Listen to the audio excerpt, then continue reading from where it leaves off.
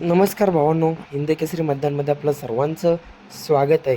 तर भावांनो, नक्कीच आज मौजे देहगाव इथे भव्य दिव्यास ओपन बैलगाडी शर्यतीचं मैदान संपन्न होत आहे. आणि या मैदानामध्ये आपला सर्वांचा लाडका या बैलगाडी क्षेत्रातला देव रुस्तम बादशाह हिंद केसरी बकासूर पळण्यासाठी गेला होता. तर नक्कीच भावांनो, काय झालं, आज पायरा देखील टॉपचा होता, तो म्हणजेच सिकंदर 81-81. नक्कीच आज रायफलला श्रद्धांजली वाहण्यासाठी हा जोड सज्ज झाला होता. आणि नक्कीच भावांनो, सेमीला या जोडाची हार झाली.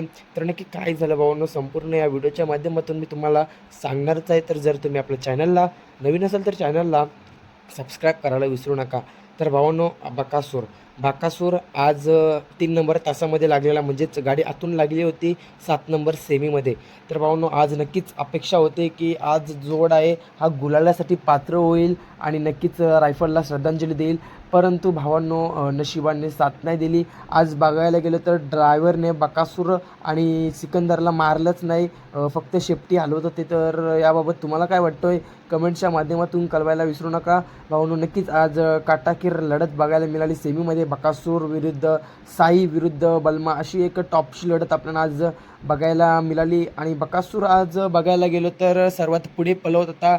परंतु काय झालं, तर पुढच्या रानाला बकासूरचा स्पीड कमी झाला, त्यामुळे आज बकासूरच्या हार झाली. आज ड्रायव्हरने देखील बकासूर आणि सिकंदरला जास्त मारलंच नाही, तुम्ही बघू शकता या व्हिडिओच्या माध्यमातूनच. आणि नक्कीच भावांनो, याबाबत तुम्हाला काय वाटतंय कमेंटच्या माध्यमातून कळवायला विसरू नका. जरी आज हार झाली असली तरी आपला डॉन पुढच्या मैदानामध्ये कमबॅक करेल. आणि मामाने विनंती आहे की बकासूरला आता आराम द्या, कारण उन्हाचा ताव देखील खूप वाढत चाललेला आहे आणि बरेच बैलांचे निदान होत आहे. त्यामुळे भावांनो, आपल्या बकासूरला आराम मिळालाच पाहिजे. त्यामुळे मामाने विनंती आहे की बकासूरला आराम द्या, थोड्या वेळातच मैदानामध्ये काढा. धन्यवाद भावांनो.